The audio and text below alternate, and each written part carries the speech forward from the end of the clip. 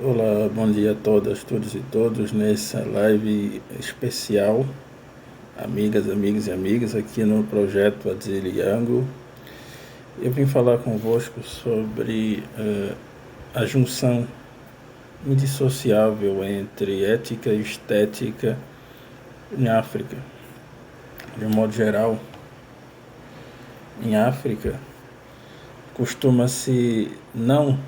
se discernir, vamos dizer assim, aquilo que seja parte do meu agir, aquilo que seja parte do meu me comportar no mundo, aquilo que seja parte da minha condição e da minha conduta nesse mundo, daquilo que eu crio, daquilo que eu me expresso, daquela forma de intenção de fugir aos padrões do óbvio, que é a arte que segue padrões e valores próprios, aqueles valores que não se inclinam e não se debruçam sobre nenhuma outra função que lhe tire a liberdade. E parece que é indissociável, não é? Parece que é uma lição eurocentrada, ocidentalizada, de que a liberdade artística deve transcender, deve se pôr acima ou para além de qualquer espaço ou condicionamento ético, moral, no sentido mais estrito da palavra.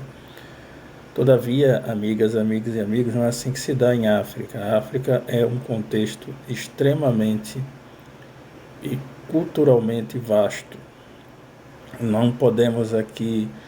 tentar diminuir todas as várias lições correntes de vários clãs, de várias nações, de várias populações, e eu poderia ficar aqui horas e horas a vos falar de tantas e tantas das tendências e correntes e como elas se confluem, como elas se desfluem, como elas fluem, tentando resumir. Porém, para nossos intentos de falar dessa relação, ou começar a falar dessa relação entre ética e estética em África, nós temos que ter uma conduta bem séria e bem simples em relação a esse produto final que é a obra de arte em África. Por exemplo, quando eu me deparo com a obra de Lawrence Yombue e de sua família, que é uma família de artistas, eles seguem uma linha ligada à linha de pensamento e de ação na arte, seja ela arte de escultura, seja ela arte plástica, seja ela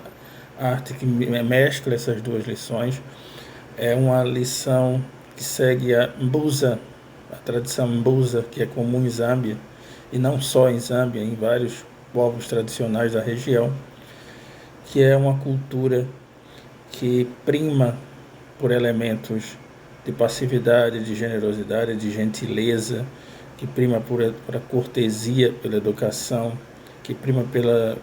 compaixão, entre outros fatos, mas prima de uma forma característica e não de uma forma que você vai dizer, mas é mais do mesmo, ou é simplesmente uma palavra nova para falar de coisas e conceitos velhos. Não, de fato não. A arte africana, propriamente, no sentido mais amplo, e a arte zambiana, e mais particularmente a arte da família de Ombue, é uma arte que prima por colocar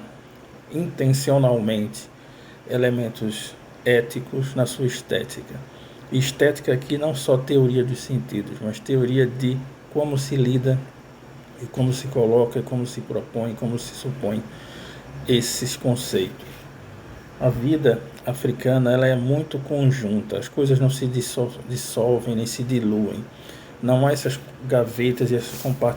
compartimentalizações que são comuns no mundo ocidental e principalmente ficaram comuns ao longo do tempo por essa necessidade eurocentrada, europeizada de se colocar as coisas em termos cada vez mais simples, em termos cada vez menores, em termos cada vez minúsculos. A estética não visa simplesmente o belo e o sublime, como não poderíamos pensar no pensamento moderno, uma reflexão moderna, claro, europeizada, não se priva apenas na demonstração do belo e das emoções que esses tragam, catarse entre os elementos, não se priva apenas de uma arte sacra, de uma arte popular, de uma arte profana, de uma arte que seja de qualquer natureza específica, mas é um conjunto de tudo isso. A arte africana, ela exprime e expressa tudo que nós somos, o que nós somos enquanto artistas que produzem essa arte, e aquilo que nós somos enquanto nós somos aqueles olhos, ouvidos, sentidos e sentimentos que recebem essa arte, que se colhem e se alimentam dessa arte. Ela inspira na nossa conduta, na nossa forma de dar bom dia, na nossa forma de dizer oi, na nossa forma de agradecer, de se desculpar, de cumprir nossos compromissos, de buscar um bom caráter. Todos esses elementos estão disponíveis na arte africana, na arte zambiana, mas especificamente para fins desse vídeo, e na arte da família Yombwe, e também a arte que tem como traços elementares a ideia de trazer esse Mbusa, essas tradições Mbusa, e também fazer a arte chamada Wayori, que é uma arte que trata todos os elementos, todas as cores, todas as misturas e mixagens de cores, todos os pixels, de uma forma exclusivamente africana. Nós esquecemos todos os valores e ensinamentos de todas as escolas tradicionais da Europa, sejam francesas, inglesas, alemães, sejam insulares ou sejam continentais, sejam as novas escolas baseadas nessas escolas que surgiram no solo dos Estados Unidos, na América do Sul, na América, no continente americano de um modo geral, que continuam essa tradição, todas as formas teatrais, todas as formas plásticas, todas as formas de escultura, todas as formas de arquitetura, tudo ganha uma nova roupagem, tudo ganha uma roupagem exclusiva, uma roupagem que se coadune e que se mescle e que se associe de forma umbilical nesse grande Ipori, nessa placenta ancestral que é a África. Desta forma, dessa arte, a arte produzida em África, ela une de forma inigualável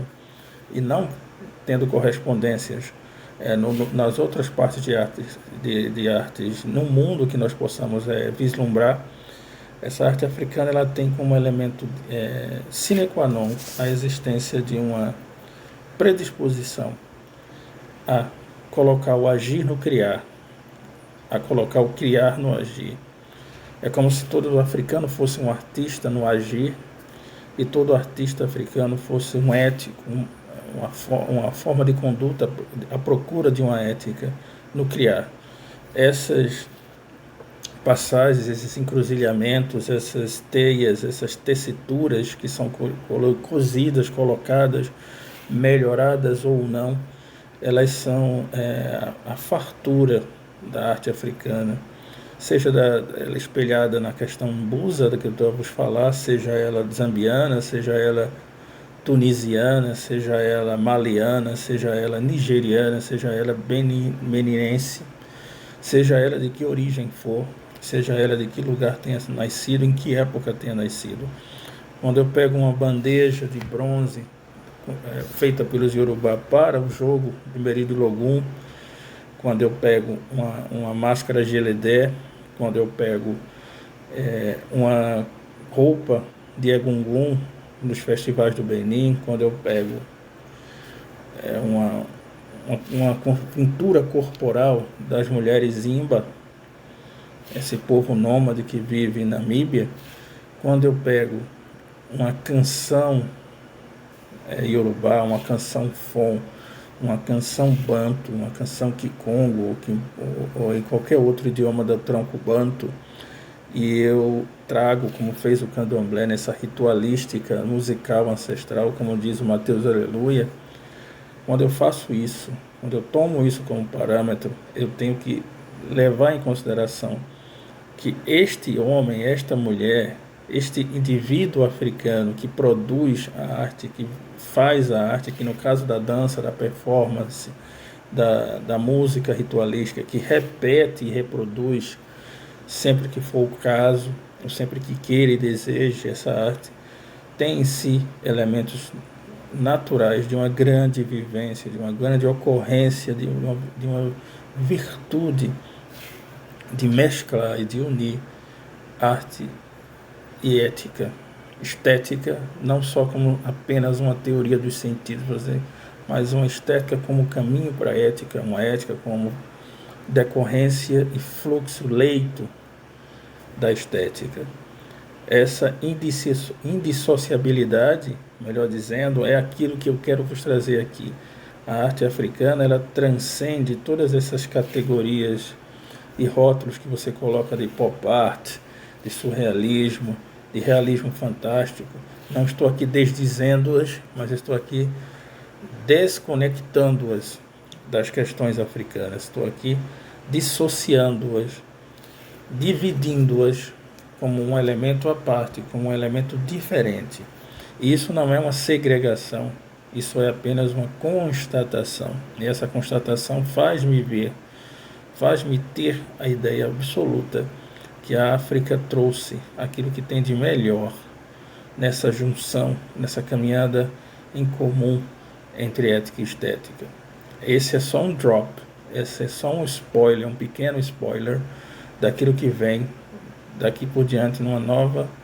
ideia de arte, de uma nova concepção de arte. E espero por vocês, amigas, amigos e amigos, nessa nossa nova viagem e nessa reflexão. Que fique aqui essa reflexão dominical. Por que não é comum que nós tenhamos um discurso ético-estético em várias ocorrências do nosso mundo ocidentalizado? E por que essa referência ético-estética da arte enquanto fazer, criar, agir, ela é tão obliterada nos discursos acadêmicos, nos discursos da vida comum, no discurso do dia a dia, do cotidiano, e por que essas coisas não aparecem mais e não vêm à luz mais, como toda a questão africana, porque a ideia de você colocar a cor preta como força, firmeza, ou então o triângulo como ideia de proteção ancestral e espiritual,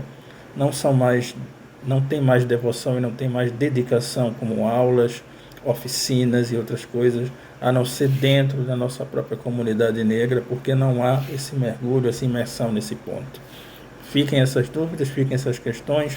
aproveitem e se inscrevam no canal, ativem o sininho de notificação do nosso projeto Adziliango, Minha Ancestralidade em Xhosa, isso mesmo.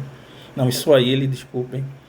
Xhosa já é o Nkokola, que é outro termo que nós usamos, mas que nós tenhamos essa visão, que nossa ancestralidade é muito rica e temos muito o que conhecer dela ainda. Axé, Utep, e bom domingo e boa semana.